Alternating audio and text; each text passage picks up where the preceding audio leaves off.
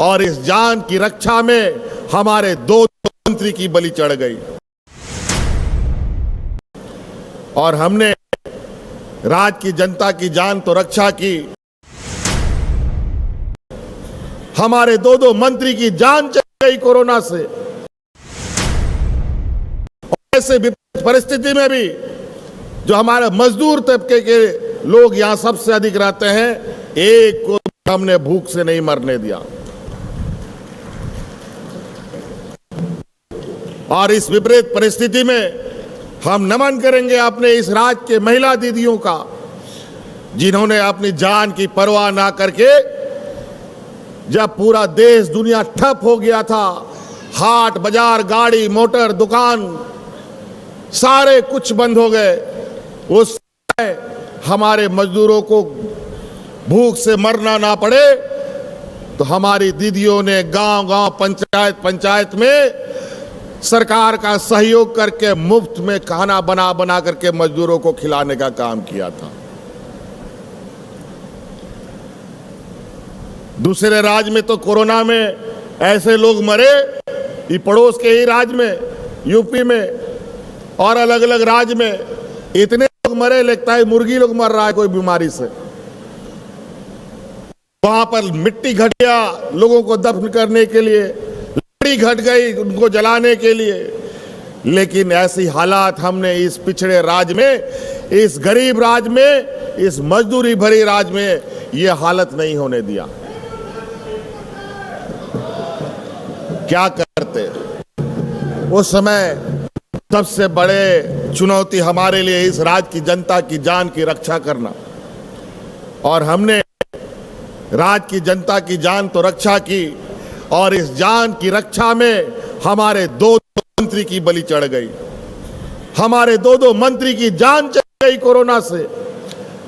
एक हमारे हाजी हुसैन अंसारी साहब और दूसरा भाई जगन्नाथ मातो। ये लोग कोरोना काल में भी घर में नहीं बैठते थे, गांव-गांव पंचायत घूमते थे, किसी को कोई दिक्कत तो नहीं, तकलीफ तो नहीं। हमने लाख मना किया था कि आप बूढ़े बुजुर्ग लोग बाहर मत जाइए, पूरा देश लॉकडाउन है, आपको ये बीमारी हो सकता है निगल जाए, क्योंकि ये ऐसी बीमारी थी का ना आता ना पता, ना दवा ना दारू कुछ,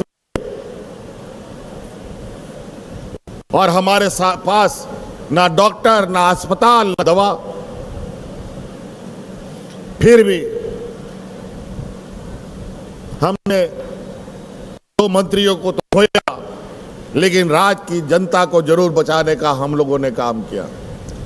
ये देश का पहला राज्य है जहां मजदूर को ढो करके लाने का काम किया गया। तो इतनी चुनौती, उसके बाद जैसे ही कोरोना से बाहर आए, राज्य सुखाड़ के चपेट में आ गया। राज्य अलग हुए 23 साल हो गए, 20 साल जो सरकारें जिन लोगों ने चलाई, डबल इंजन की सरकारों ने, कभी किसानों की सुधि नहीं ली, और हम लोगों ने पहली बार राज्य अलग होने के बाद किसान ऋण माफी की योजना चलाई थी। हजारों करोड़ों का ऋण माफी हम लोगों ने किया। उसमें भी कई अड़चनें आई, उन अड़चनों को भी हम लोग कुछ बचे हुए हैं उनको भी सुधारने पे लगे। अब थोड़ा सामान्य हुआ तो आज आप देखिए, कई आज गांव में लोग हैं, महिला पुरुष, जो ब्लॉक ऑफिस नहीं देखा है, कलेक्ट्रेट ऑफिस नहीं देखा है, बीडीओ सीओ कौन है जानता ही नहीं, डीसीएसपी की तो दूर की बात है। आज आप देखिए बीडीओ सीओ अलग अलग पदाधिकारी, जिला हेडक्वार्टर के पदाधिकारी विभिन्न जगहों पर जाकर आपके बीच में आपकी समस्या का समाधान कर रहे हैं।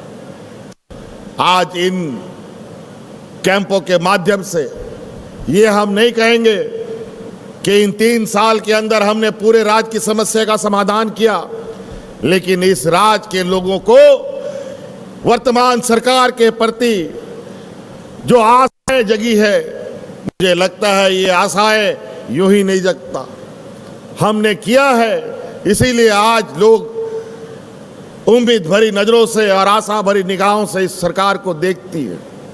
चाहे वो हमारा किसान हो, चाहे वो मजदूर हो, चाहे हमारे छात्र छात्राएं हो, चाहे इस राज्य के हमारे कर्मचारी हो। पहले की सरकारों ने ना ग्रामीणों की, ना किसानों की, ना गरीबों की, ना मजदूरों की, ना महिलाओं की, ना बच्चों की बारे में कभी कोई चिंताएं की। ना कभी सरकार आपके दरवाजे में आपके आंसू पोंछने के लिए गया, बल्कि इन लोगों ने सभी सरकार की व्यवस्थाओं को अपनी सेवा में लगा दिया, अपनी जेबें भरने लगे। राज्य के हक अधिकार की बात कभी हुई नहीं। कभी भी यहां के अधिकार के लिए कोई लड़ाई नहीं लड़ा। सिर्फ और सिर्फ इस राज्य के खजाने को लूटकर अपने व्यापारी मित्रों के जेबें भरने में लगे रहे। आज देखिए, उसके पूरा विपरीत आज गांव-गांव पदाधिकारी आपके समझ बैठा है और आपकी समस्याओं का समाधान कर रहा है।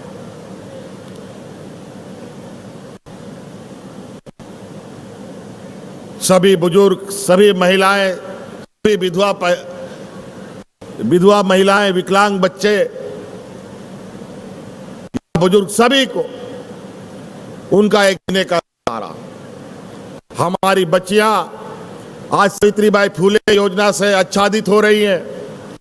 पहले 2 बच्चियों के लिए हमने ये योजना चलाया था और मैं आपको बता दूं, अब ये 2 बच्चे वाला व्यवस्था अब हम समाप्त करने जा रहे हैं। अगर घर में हमारी 4 बेटी है तो चारों को सावित्रीबाई फुले की योजनाओं से हम जोड़ेंगे।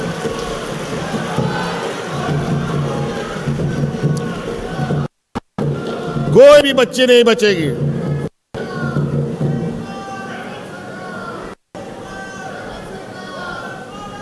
ऐसी चीजें हैं जो हमको ही जानकारी नहीं मिलता है।